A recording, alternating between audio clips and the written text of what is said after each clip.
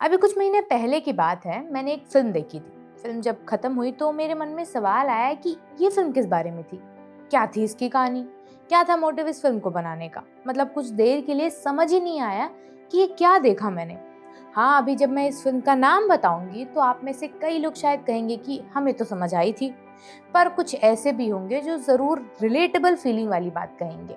इस फ़िल्म का नाम था सिस्टर मिडनाइट, राधिका आप्टे और अशोक पाठक की फ़िल्म। अरे आपके हमारे फेवरेट विनोद भाई की फिल्म। हाँ, तो खैर मूवी पर आइए। इस फिल्म का मतलब मुझे खत्म करने के 2 दिन बाद समझ में आया, जब इस पर मैंने बहुत सोचा कि कहानी एक ऐसी महिला की थी जिसकी हाल ही में शादी हुई है और शहर में पति के साथ रहने आई है। और यहाँ उसके साथ क्या कुछ होता है, कैसे वो शहर की भीड़ में खुद को एडजस्ट करने की कोशिश करती है, कुछ इसी बारे में थी फिल्म की कहानी। फिल्मी दुनिया में सिस्टर मिडनाइट इकलौती फिल्म नहीं है जिसे लोगों को शुरुआत में समझने में परेशानी हुई है। ऐसी कई फिल्में रही हैं जिनमें ऑडियंस को डायरेक्टर का विजन समझ नहीं आता शुरुआती स्टेज में। इम्तियाज अली की तमाशा इसका जीता जागता एग्जाम्पल है। हाँ, आज भले फिल्म को बड़े स्तर पर सेलिब्रेट किया जाता है, पर शुरुआत में तो फिल्म को फ्लॉप का ही टैग दिया गया था ना। इसी कड़ी में आपको आज 90 के दशक नहीं, 80 के दशक नहीं, 70 के दशक की एक फिल्म की कहानी सुनाने वाली हूँ, जिसे आप में से कई लोगों ने देखा होगा। फिल्म के गाने आपकी प्लेलिस्ट का हिस्सा भी होंगे, लेकिन इस फिल्म के बनने के पीछे की जद्दोजहद के बारे में आप नहीं जानते होंगे। जैसे मूवी को हिंदी और इंग्लिश दोनों भाषाओं में अलग अलग शूट करना, फिल्म की कहानी जो कि एक किताब से ली गई थी, उस राइटर से परमिशन लेना और बनाने के लिए अमेरिका तक की तफरी मारना।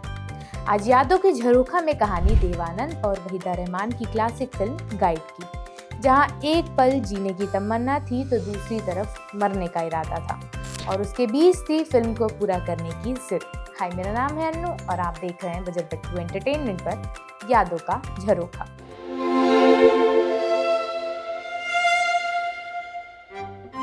कहानी को ठीक से समझने के लिए हमें चलना होगा बर्लिन फिल्म फेस्टिवल में।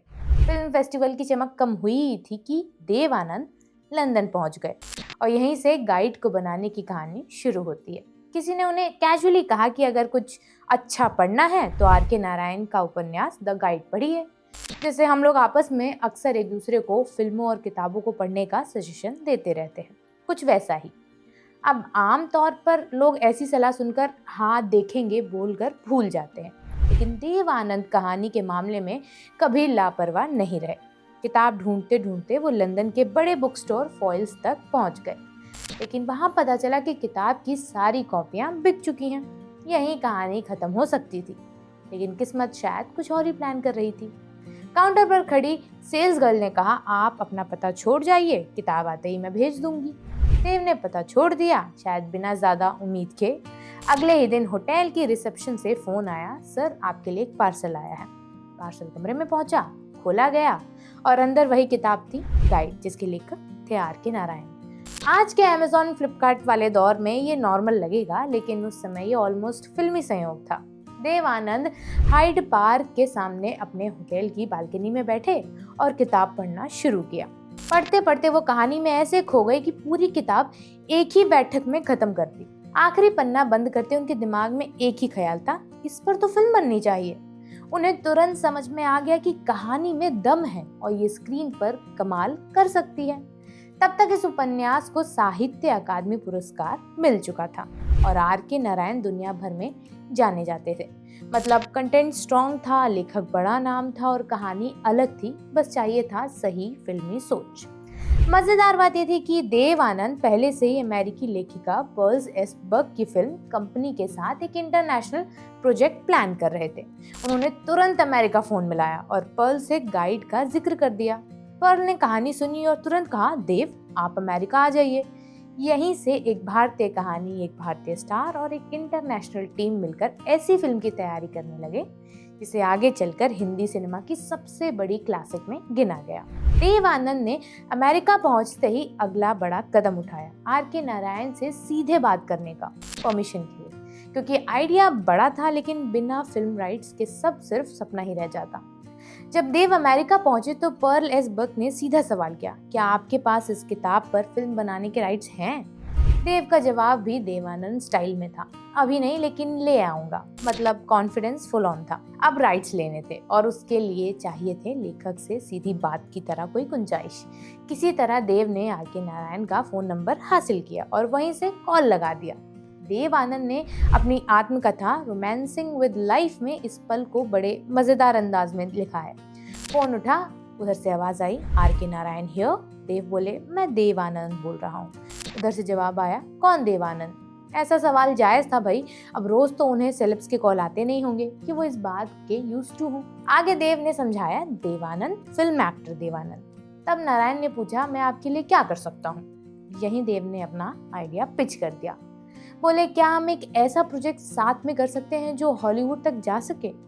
हम आपकी कहानी गाइड पर फिल्म बनाना चाहते हैं और मैं खुद गाइड का रोल करना चाहता हूँ। नारायण ने तुरंत पूछा, हम मतलब? देव ने कहा, क्या आपने पर्ल एस बक का नाम सुना है? नारायण बोले, वो मशहूर लेखिका? देव ने कहा, जी हाँ वही। हम दोनों मिलकर आपकी कहानी पर फिल्म बनाना चाहते हैं। ये सुनकर नारायण को आइडिया पसंद आया और यहीं से गाइड का सफर एक किताब से फिल्म बनने के सफर में शुरू हो चुका था। कह सकते हैं कि एक फोन कॉल ने हिंदी सिनेमा का इतिहास बदल दिया। अब बारी थी फिल्म की सबसे अहम कड़ी चुनने की, रोजी। क्योंकि गाइड की कहानी जितनी राजू गाइड की है उतनी ही रोजी की भी है, और अगर रोजी कमजोर पड़ती तो पूरी फिल्म का असर आधा रह जाता। तब देवानंद बम्बई लौटे तो इंडस्ट्री में खबर फैल चुकी थी कि वो आर के नारायण के मशहूर उपन्यास गाइड पर हिंदी और अंग्रेजी दोनों भाषाओं में फिल्म बनाने जा रहे हैं। ये अपने आप में बड़ी खबर थी। कुछ ही दिनों बाद पर्ल एस बक भी बम्बई पहुंच गई ताकि प्रोजेक्ट को आगे बढ़ाया जा सके।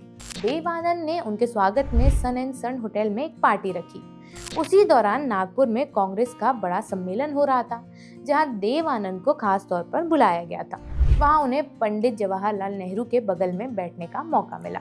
सोचिए, एक तरफ देश के प्रधानमंत्री, दूसरी तरफ सिनेमा का सुपरस्टार। जब देव ने नेहरू जी को बताया कि वो गाइड पर फिल्म बना रहे हैं तो नेहरू ने उनकी पीठ थपथपाकर हौसला बढ़ाया। उस दौर में ये किसी अनऑफिशियल अप्रूवल से कम नहीं था। अब बात आई कास्टिंग की। रोजी के रोल के लिए चुनी गई वहीदा रहमान। ये पहली बार नहीं था जब देव आनंद और वहीदा साथ में काम कर रहे थे। दोनों काला बाजार नाम की फिल्म में साथ नजर आ चुके थे और उनकी ऑन स्क्रीन केमिस्ट्री साबित भी हो चुकी थी। लेकिन यहाँ सिर्फ एक्टिंग काफी नहीं थी, क्योंकि फिल्म का एक अंग्रेजी वर्जन भी बन रहा था और उस वर्जन में वहीदा को अपने डायलॉग्स खुद बोलने थे अंग्रेजी में। पर्ल एस बक ने खुद उनकी अंग्रेजी डिक्शन पर काम करने की जिम्मेदारी ले ली। नसरीन मुन्नी कबीर की किताब कॉन्वर्जेशन विद वहीदा रहमान में वहीदा रहमान बताती हैं कि उन्होंने अंग्रेजी वर्जन के सारे डायलॉग खुद बोले। वो पर्ल के साथ बैठकर बकायदा अभ्यास किया करती थी। पर्ल ने उन्हें एक बहुत दिलचस्प सलाह दी। कुछ लोग चाहेंगे कि तुम अमेरिकन एक्सेंट अपनाओ, लेकिन ऐसा मत करना। तुम्हारा किरदार भारतीय है, कहानी भी भारतीय है। बस इतना ध्यान रखो कि लोग तुम्हारी बात समझ सकें। क्लियर बोलो, अगर गलती होगी तो मैं सुधार दूंगी। ये सलाह छोटी लग सकती है, लेकिन इसी ने किरदार को असली रखा। वरना सोचिए, रोजी अगर अमेरिकन लहजे में बोलती तो शायद कनेक्शन टूट जाता। अब बात आई डांस की। रोजी का किरदार एक डांसर का था और वहीदा खुद एक प्रशिक्षित शास्त्रीय नर्तकी थी, लेकिन उन्होंने लंबे समय से अभ्यास नहीं किया था। इसीलिए डांस डायरेक्टर हीरा लाल को बुलाया गया। शूटिंग शुरू होने से 1 महीने पहले से ट्रेनिंग शुरू कर दी गई और यहाँ वहीदा का डेडिकेशन दिखता है। वो रोज सुबह 3 बजे उठकर रियाज किया करती थी। आज के समय में इसे मेथड प्रिपरेशन कहा जाता है, जब इसे सिर्फ मेहनत कहते थे। यानी रोजी सिर्फ कास्ट नहीं हुई थी, उन्हें गढ़ा गया था। डिक्शन से लेकर डांस तक हर लेयर पर काम किया गया था। और शायद यही वजह है कि जब रोजी स्क्रीन पर आई तो वो किरदार नहीं लगी, वो सच लगी। गाइड की शूटिंग बड़े लेवल पर शुरू हुई। मुंबई के टॉप स्टूडियो के 2 फ्लोर कई हफ्तों के लिए बुक कर लिए गए ताकि शूट बिना रुके चलता रहे। हिंदी वर्जन डायरेक्ट करने के लिए देवानंद ने अपने बड़े भाई चेतन आनंद को तैयार किया। अंग्रेजी वर्जन के लिए टाड डेनिलिस्की को लाया गया। प्लान ये था कि पहले हिंदी में शॉट होगा, फिर उसी सेट पर वही सीन अंग्रेजी में शूट होगा, ताकि समय और पैसा दोनों बचे। सुनने में ये प्लान बढ़िया था, लेकिन जमीन पर मामला इतना स्मूथ नहीं रहा था। देव आनंद अपनी आत्मकथा में लिखते हैं कि असली दिक्कत तब आई जब 2 अलग अलग सोच वाले डायरेक्टर एक साथ फैसले लेने लगे। कैमरा कहाँ लगेगा, सीन कैसे शूट होगा, इन बातों पर रोज बहस होने लगी। धीरे धीरे क्रिएटिव बहस ईगो क्लैश में बदल गई। इसका असर देव आनंद के परफॉर्मेंस पर भी पड़ने लगा। उदयपुर में होली वाले सीन की शूटिंग के दौरान हजारों लोग शूट देखने पहुंच गए। माहौल असली त्योहार जैसा हो गया। जब देव आनंद और वहीदा रहमान ने भीड़ की तरफ हाथ हिलाया तो लोगों ने भी खुशी से हाथ उठाकर जवाब दिया। वो पल बिल्कुल फिल्मी और नेचुरल था, कैमरे में कैद करने लायक। लेकिन ट्विस्ट देखिए, कैमरा रोल ही नहीं हुआ। क्यों? क्योंकि उसी वक्त डायरेक्टर इस बात पर उलझे थे कि कैमरा किस एंगल पर रखा जाएगा। वही दोनों दो तलवार की तरह थे जो एक मीनार में तो नहीं रह सकते थे। देव आनंद को लगा कि वो एक गोल्डन, रियल और मैजिकल शॉट हाथ से निकल गया। कभी कभी सिनेमा में सबसे बड़ा दुश्मन बजट नहीं, इंसानी ईगो होता है। लगातार टकराव और उलझनों से परेशान होकर देव आनंद ने फैसला किया कि पहले अंग्रेजी वर्जन पूरा किया जाए। इस फैसले ने चेतन आनंद को वो रास्ता दे दिया जिसका वो इंतजार कर रहे थे। उसी दौरान उनकी फिल्म हकीकत के लिए फाइनेंस भी मिल गया था और वो पूरी ऊर्जा उसी प्रोजेक्ट में लगाना चाहते थे। जब उन्होंने ये बात देव आनंद को बताई तो कोई ड्रामा नहीं हुआ। देव ने बड़े भाई को गले लगाया और नई फिल्म के लिए शुभकामनाएं देकर विदा कर दिया। फिल्मी दुनिया में ये पल भी कम दिलचस्प नहीं था। जहां लोग मौके छीनते हैं, वहां दो भाइयों ने एक दूसरे को रास्ता दिया। चेतन आनंद के हटते ही देव ने छोटे भाई विजय आनंद उर्फ गोल्डी को डायरेक्शन संभालने के लिए मना लिया। गोल्डी शुरुआत में हिचकिचाए, आखिर इतना बड़ा प्रोजेक्ट, ऊपर से पहले से चल रही खींचतान। लेकिन फिर उन्होंने कमान संभाली और यहीं से गाइड की आत्मा धीरे धीरे आकार लेने लगी। गोल्डी ने स्क्रिप्ट को दोबारा लिखा। इस तरह की भारतीय दर्शकों की भावनाएं, रिश्ते और सोच कहानी में और गहराई से उतर आए। उनके ट्रीटमेंट में रोमांस था, दर्द था और वो फिलॉसफी भी जो बाद में फिल्म की पहचान बनी। एक बड़ा फैसला हुआ, अंग्रेजी वर्जन का एक भी शॉट हिंदी वर्जन में इस्तेमाल नहीं होगा। यानी एक ही कहानी, वही कलाकार, वही सेटअप, लेकिन पूरी फिल्म 2 बार शूट होगी, 2 अलग दर्शकों के लिए। आज के मल्टी कैमरा और डिजिटल दौर में ये आम लगे, पर उस समय ये बहुत बड़ा रिस्क था। बजट तेजी से बढ़ा, शेड्यूल भारी हुआ और दबाव भी। लेकिन टीम ने ठान लिया था कि आधा अधूरा काम तो नहीं करेंगे। फिल्म इतिहास में ऐसा कभी हुआ था कि एक ही कहानी को 2 नजरियों से एक के बाद एक उसी स्टार कास्ट के साथ शूट किया जाए। ये जुनून था, ये जिद कहना मुश्किल है, पर यही वो मोड़ था जहां गाइड एक सामान्य प्रोजेक्ट से बढ़कर एक सिनेमाई प्रयोग बन गई। और अक्सर सिनेमा में वही प्रयोग बाद में क्लासिक कहलाते हैं। गाइड का म्यूजिक कौन देगा, इस पर शुरू से एक ही नाम तय हुआ था, सचिन देव बर्मन। उनकी धुनों में मिट्टी की खुशबू भी थी और क्लास भी। लेकिन किस्मत ने यहाँ भी कहानी में ट्विस्ट डाल दिया। काम शुरू होने से पहले ही एस डी बर्मन को हार्ट अटैक आया और उन्हें अस्पताल में भर्ती होना पड़ा। किसी और प्रोजेक्ट में शायद तुरंत नया म्यूजिक डायरेक्टर ले लिया जाता, पर देव आनंद ने साफ कह दिया कि इंतजार करेंगे पर बर्मन दा ही रहेंगे। ये भरोसा सिर्फ दोस्ती नहीं, संगीत की समझ भी था। और आगे चलकर वही भरोसा फिल्म की पहचान बना। अब बारी आई गीतों की। शुरुआत में गीत लिखने के लिए हसरत जयपुरी को चुना गया। उनका लिखा एक गाना रिकॉर्ड भी हो गया था। लेकिन जब टीम ने सुना तो लगा कि गाने के बोल कहानी की गहराई से पूरी तरह मेल तो नहीं खा रहे हैं। एस डी बर्मन ने हसरत से कहा कि शब्दों में थोड़ा बदलाव करना होगा ताकि भाव बेहतर तरीके से निकल कर आए। हसरत को ये बात पसंद नहीं आई। उन्हें लगा उनके काम पर शायद सवाल उठाया जा रहा है। माहौल थोड़ा गर्म हुआ और देव आनंद को ये रवैया ठीक नहीं लगा। उन्होंने फैसला किया कि अब नए गीतकार की तलाश होगी। यहाँ एक दिलचस्प बात भी जुड़ी। उस दौर में नियम था कि अगर गाना रिकॉर्ड हो गया तो गीतकार को पूरी फीस मिलती। एक गाने की फीस करीब 500 रुपए हुआ करती थी।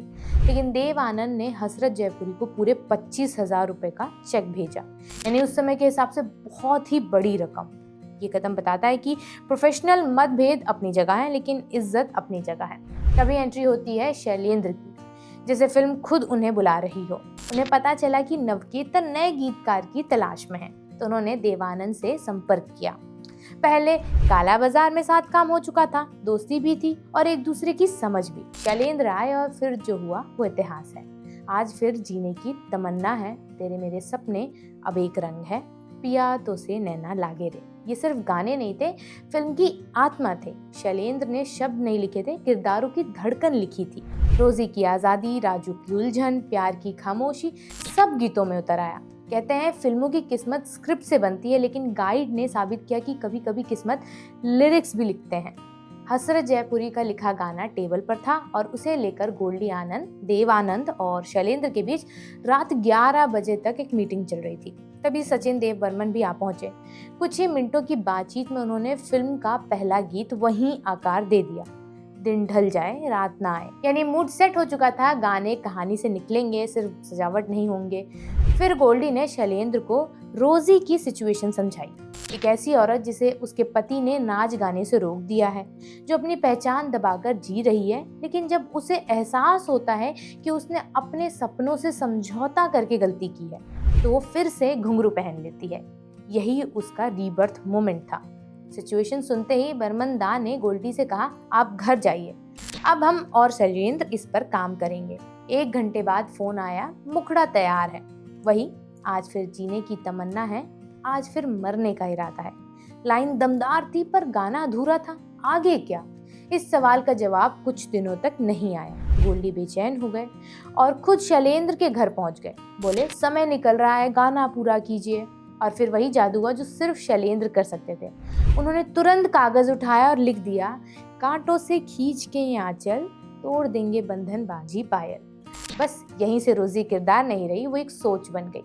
एक औरत जो अपनी जिंदगी खुद चुनती है, इसलिए गाना आज भी सिर्फ सुना नहीं जाता, महसूस किया जाता है। कभी कभी एक फिल्म हिट होती है और कभी कभी एक गाना पूरी पीढ़ी की एंथम बन जाता है। गाइड ने दोनों कर दिखाया था। गाइड के फिल्मांकन के दौरान सब कुछ रेशम की तरह स्मूथ नहीं था। 2 मौके ऐसे आए जब देव आनंद और उनके छोटे भाई और निर्देशक विजय गोल्डी आनंद के बीच गंभीर मतभेद हुआ। और दिलचस्प बात, दोनों झगड़े कहानी की बारीकियों को लेकर ही थे, ईगो को लेकर नहीं थे। पहला मामला था गीत दिन ढल जाए की शूटिंग का। दिन ढल जाए हाय। सीन बेहद नाजुक था। रोजी सीढ़ियों से नीचे उतरती है, राजू नीचे आंखें बंद किए खड़ा है। रोजी का हाथ उसके हाथ के करीब आता है, लेकिन वो उसे छूने से रुक जाती है। देव आनंद चाहते थे कि रोजी राजू को छुए। उनका तर्क था कि रोजी उससे प्यार करती है तो ये स्पर्श भावनात्मक रूप से सही लगेगा।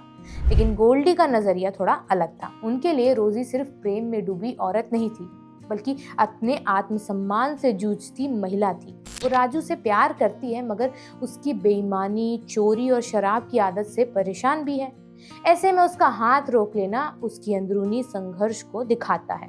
बहस इतनी बढ़ी कि शूटिंग रोकने की भी नौबत आ गई। सेट पर सन्नाटा, लाइट्स ऑन, कैमरा रेडी, लेकिन फैसला अटका हुआ है।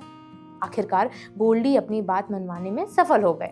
सीन वैसे ही फिल्माया गया जैसा आज हम देखते हैं, और वहीं झिझक उसी सीन की जान बन गई। आज जब वो पल स्क्रीन पर आता है तो समझ में आता है कि गाइड सिर्फ प्रेम कहानी नहीं थी, किरदारों की सच्चाई भी थी। और कभी कभी एक अनछुआ हाथ छुए हाथ से ज्यादा कहानी कह जाता है। गाइड के क्लाइमेक्स तक आते आते राजू का सफर एक टूरिस्ट गाइड से संत तक पहुंचता है। यही वो हिस्सा था जहां देव आनंद और निर्देशक गोल्डी आनंद के बीच दूसरा बड़ा मतभेद हुआ।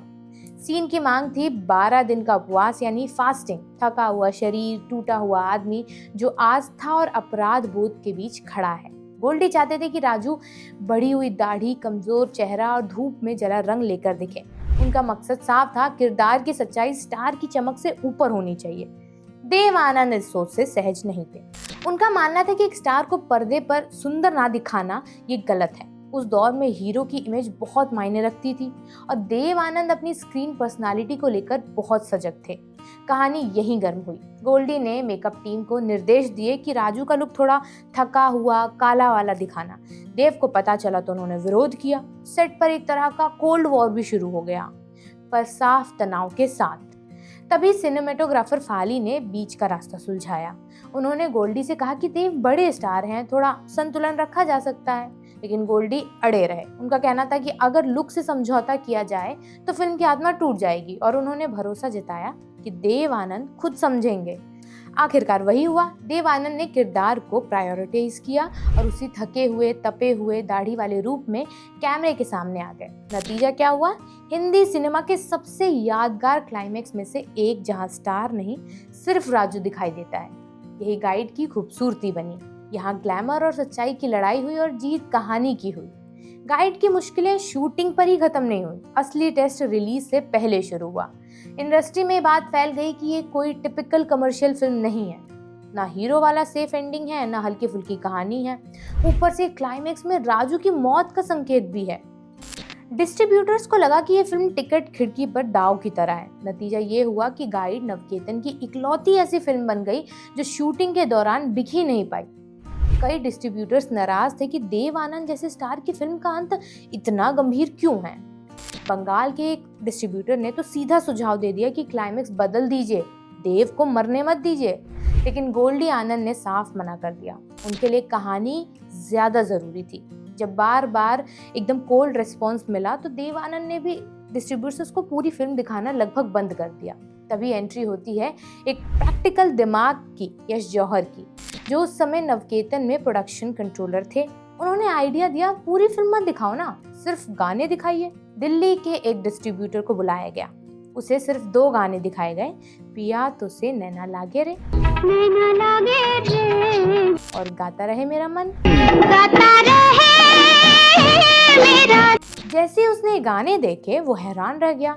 विजुअल्स, लोकेशन, कैमरा मूवमेंट्स उस दौर के लिए बिल्कुल नया अंदाज था। उसने वहीं कहा, मैं ये फिल्म खरीद रहा हूँ। यानी जिस फिल्म को लोग अनकमर्शियल कह रहे थे, उसी के गानों ने उसे बेच दिया। कभी कभी पूरी कहानी नहीं, 2 गाने फिल्म की किस्मत पलट देते हैं। और गाइड आगे चलकर सिर्फ हिट नहीं हुई, क्लासिक बन गई, ये हम सब जानते हैं। धीरे धीरे रिव्यूज आने लगे। पहले इसे अच्छी फिल्म कहा गया, फिर बहुत अच्छी, और कुछ ही समय में क्लासिक। यानी वो फिल्म जिसे लेकर लोग असमंजस में थे, वो सिनेमा के बुक्स की हिस्सा बन गई। गाइड ने गोल्डी आनंद को टॉप निर्देशकों की कतार में खड़ा कर दिया। देव आनंद और वहीदा रहमान के अभिनय की जमकर तारीफ हुई। दोनों को फिल्म फेयर सर्वश्रेष्ठ अभिनेता और अभिनेत्री का पुरस्कार भी मिला। गोल्डी को स्क्रीन प्ले और एडिटिंग का अवार्ड मिला। R.K. नारायण को कहानी के लिए सम्मान भी मिला। लेकिन कहानी में एक कड़वा ट्विस्ट भी है। S.D. बर्मन, जिस संगीत ने फिल्म को आत्मा दी, उसे अवार्ड्स में जगह ही नहीं मिली। ना सम्मान, ना नामांकन यानी नॉमिनेशन। अवार्ड लिस्ट में उनका नाम गायब था। फिर भी शायद कुछ संगीत ट्रॉफी के लिए नहीं बनते। आज फिर जीने की तमन्ना है और दिन ढल जाए जैसे गीतों ने लोगों के दिलों में जगह जो बनाई है, वो किसी अवार्ड शेल्फ से कहीं ज्यादा बड़ी है। आज गाइड सिर्फ एक फिल्म नहीं, एक मिसाल है कि जो कहानी पहले समझ ना आए, वही आगे चलकर सबसे ज्यादा समझ में आती है। तो ये थी गाइड को बनाने की पूरी कहानी। आपको कैसी लगी ये कहानी, हमें कमेंट सेक्शन में जरूर बताइएगा, ताकि अगली बार यादों का झरोखा में हम और भी ऐसी कहानियां ला सकें। और वीडियो यहाँ तक देख लिया है तो बजर बट्टू एंटरटेनमेंट को सब्सक्राइब तो आपको करना ही चाहिए।